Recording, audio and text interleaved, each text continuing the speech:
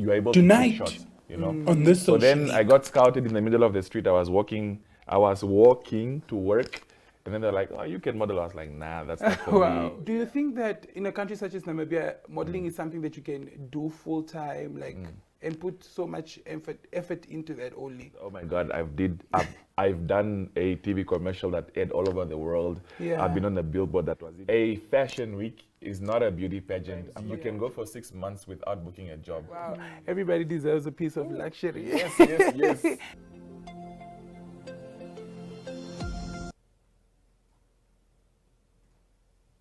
Good day, viewers. Welcome to yet another fun-filled and exciting episode of your favorite show. That is, of course, The Social League. I'm Hachi Kapofi, and I am the host for The Social League. I must say today's episode is going to be one for the books because it's, of course, tapping into the modeling industry. But for you to find out a little bit more, stay tuned right after these.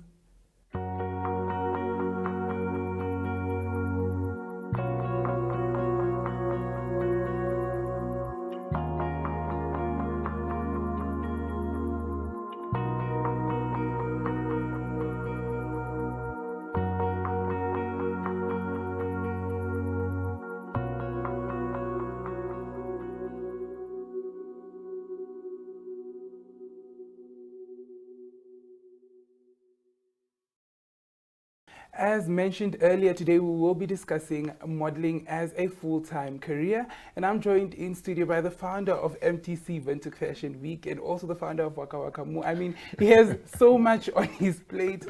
I'm of course joined by Louis Munana. How are you and how are you doing today? I'm good. How are you, Ancho? Yeah, thank you so much for joining us today. Thank you for having me. Yeah. Right, so let's start off with, when did you first start modeling? I started modeling in 2011, and this was a means to an end because I went to study accounting in South Africa. Oh, okay. Yeah, because that was my dream to become a chartered accountant. And then, unfortunately, things became expensive. You know, it's a big city. I was in university. I had to pay for stuff, and both my parents were unemployed at the time. Yeah. So I had to pay for school. And then there's this thing called season in South Africa. Season is basically when bookers and agents and TV stations or whatever come to Cape Town to shoot because it's such an international city, which means that the locations can pass off as New York, for example. You are able to cheat shots, you know. So then I got scouted in the middle of the street. I was walking to work. And then they're like, "Oh, you can model." I was like, "Nah, that's not for Wow, me. yeah. I'm here for school." You know what I'm saying? They're like, "No, you can model." I was like, "Okay, cool. Let me give it a shot because it gives me money." So yeah, after that, I signed to an agency, and then the rest was history. Just taking flights outside Namibia, outside South Africa, within South Africa, doing gigs, commercials, TV, Alice. So yeah. Wow, that's actually amazing. And it's so funny how everybody has this whole scouting story. If it's not in the shop, it's just walking in the street or something like that. Yeah. So obviously I know you don't do modeling full time. No. So do you think that in a country such as Namibia, modeling is something that you can do full time, and put so much effort into that only? Okay, so if we're being very honest, I would say no. In Namibia, you can't exactly take it as a career path. Yeah. It's not something you can do full time. It's something you can do on the side while you're doing something else. Because, for example, in South Africa, we would go to castings every day. Yeah, that's how much work there was. Like you go to auditions every day, you go to castings every day. You book gigs, you know. Plus the pay rate there as well was much more better than what it is here. So we could sustain ourselves that side because the client can even fly you in just to do a gig, you know. Fly you out of your country. Like there was a time I came back home for holiday. I got flown back to South Africa just because the client was like, "No, I need this face because it works for my brand and so forth." So, yeah. Right. So, what is your greatest accomplishment within the modeling industry?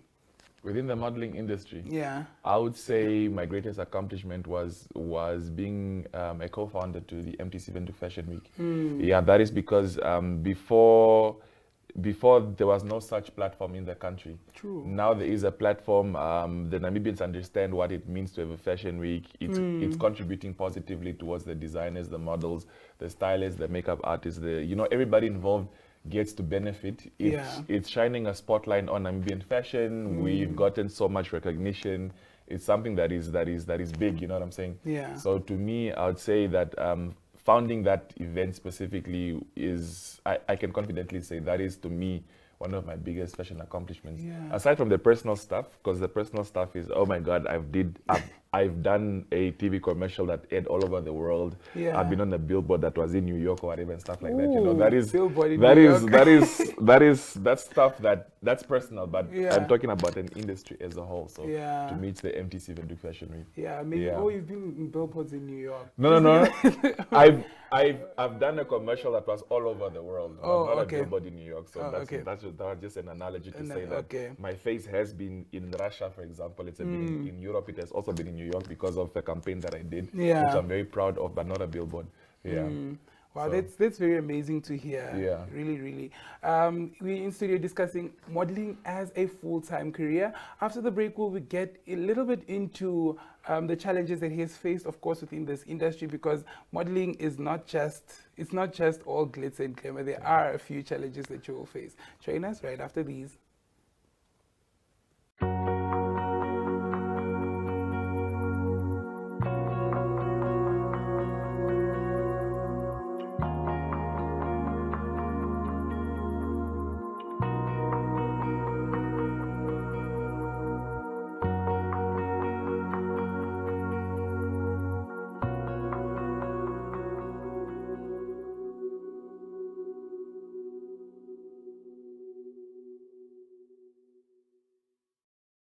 Right, if you are just joining us, you're of course watching The Social League. And today's topic in studio that we will be discussing is a full-time career in modeling. I am joined by Louis Munana, one of the founders of the Windhoek Fashion Week. Yes. All right, so just before the break, we're speaking about your greatest accomplishments within the industry, which is of course being one of the co-founders for Windhoek Fashion Week.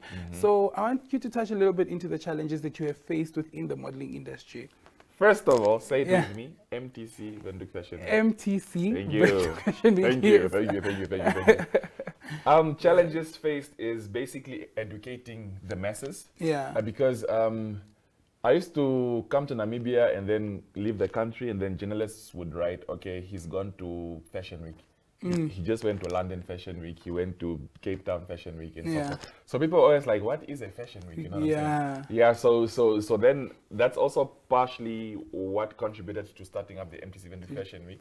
So, but with that came lots of education, because Yeah. we had to educate the masses by telling them that a fashion week is not a beauty pageant. I'm not Yeah. competing for anything. It's not a True. prize. It's not a competition. You know what I'm saying? Because people associate runway, anything to do with ramp and walking, they associate it with Pageantry. it's pageantry. Yeah. And so forth. So like, it's not a pageant, it's a fashion, Fashion week, This- yeah. This is what it entails, and this is how it goes, and so forth. So Yeah. educating the masses was something very.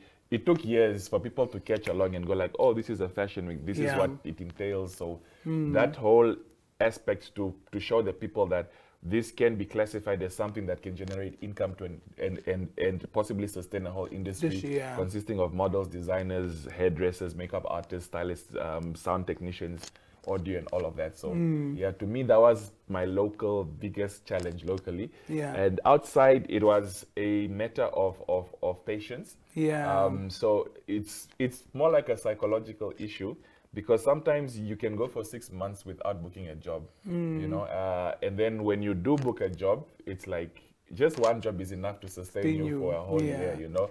That's how good it gets, but it also gets bad. And it's also a thing of realizing that sometimes it's not about you, it's about what the client wants. True. Yes. So if a client wants a model that has a beard for a very big campaign, I automatically will not get it because I don't have a beard. You have a beard, you know what I'm saying? Yeah. But then some models tend to blame themselves and go like, oh, I'm not good enough, I'm not good looking enough, I'm not this, I'm not that, you know? Yeah. So that also plays with your psyche, because you have to realize that there's always a brief. There's always a look and aesthetic that the client is going for, Yeah. and you have to be respectful and mindful of that, and you shouldn't alter yourself or change yourself in order to fit suit a in. brief, you know? Yeah. So yeah, it's just being cautious and very mindful of the space that you're in, in order for you to thrive and succeed. Yeah. Yeah, because also if you end up changing and stuff like that, Yeah. it's gonna play a lot with your psyche. And you'll keep changing because what Yeah. if you have 10 clients? This one must have Ooh. hair, this one must be bald, this one must have a beard, this one must have a Yeah. colored.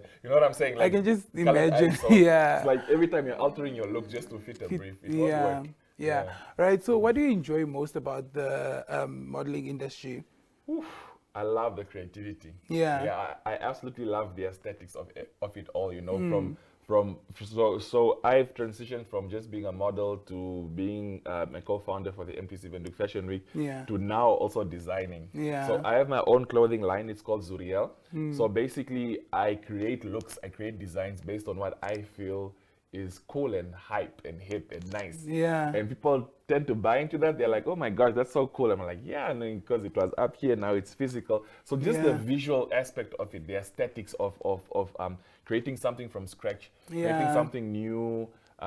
This is now from a designing perspective. From a producing perspective, is working with designers and models to put on a show together. Working with the team to set up the stage, the lights, the runway, Yeah. the photography, the visuals. Coming up with the commercials for the whole event as a whole. You know, Yeah. like promotion. Just the aesthetic, the creative element of Yeah. design in itself is beautiful because you are thinking of something and you're capable of bringing it to life, and Yeah. it's beautiful visually, it's pleasing, aesthetically it's like wow, I love that. Wow, I Yeah, love. so- And if I'm getting something from you right now, is that one thing about this industry, you don't just remain at one place. You get to grow, and you're able to be flexible, Yeah. move around within the industry. Definitely. Yeah, could you touch a little bit about what is that inspiration that just led to creating Zuriel? Yeah. Yeah. So Zuriel, it was basically again, everything that I do comes out of a need or a necessity, you know. Yeah. So when I came out of Big Brother Africa in 2015, 2014, 2015, I got lots of gigs outside of Namibia. Yeah. Yeah, because you know, Big Brother, after you come out, people want you come to Nigeria, come Yeah. to Tanzania, you want to see this previous housemate and so forth.